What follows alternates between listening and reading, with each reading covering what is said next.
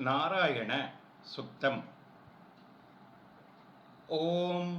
सकना भवतु सकनौ भुनक्तु सह वीर्यं करवावहै तेजस्विनावतितमस्तु मा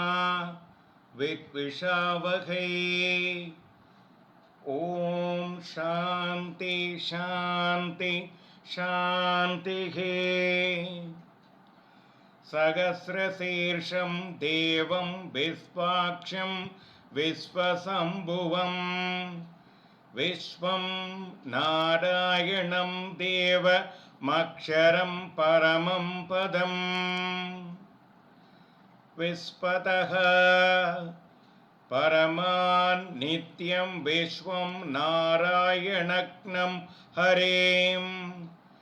विश्वमेवेतं पुरुषतद्विश्वमुपजीवति पदीं विश्वस्यात्मेश्वरकं शाश्वतगं शिवमच्युतम् नारायणं महाज्ञेयं विश्वात्मानं परायणम् नारायण परो ज्योतिरात्मा नारायण परः नारायणं परब्रह्मतत्त्वं नारायण परः नारायण परो ध्यात्याध्यानं नारायण परः यच्च किञ्चित् जगत्सर्वं दृश्यते श्रूयते भिवा अंतर्बहिश्च तत्सर्वं व्याप्य नारायण स्थितः अनन्तमव्ययं कविगं समुद्रेन्तं विश्वशम्भुवं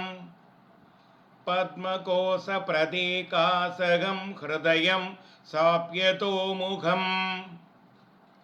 अधो निष्ठ्या वितस्यान्ते नाभ्यामुपरितिष्ठति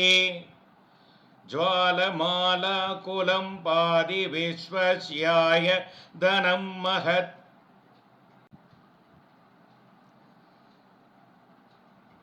सन्ततं शिलापिस्तुलम्बत् याकोश सन्निभं तस्यान्ते सुशिरं सूक्ष्मं तस्मिन् सर्वं प्रतिष्ठितम् तस्य मध्ये महानग्निर्विश्वाचिर्विश्वतोमुखः शोक्रभुक् विभजन् दिष्टन्नाहारमजरः कविः दीर्घकूर्ध्वमतः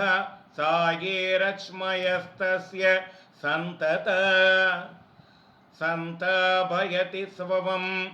देहमापादतलमस्तगः तस्य मध्ये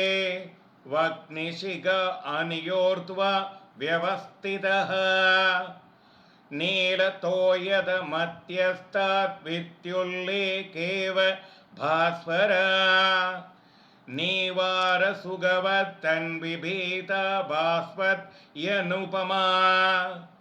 तस्य शिखाय मध्ये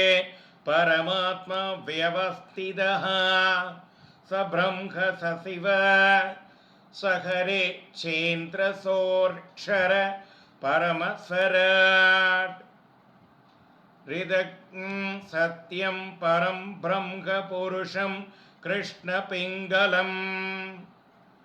ऊर्ध्वरेदं विरूपाक्ष्मं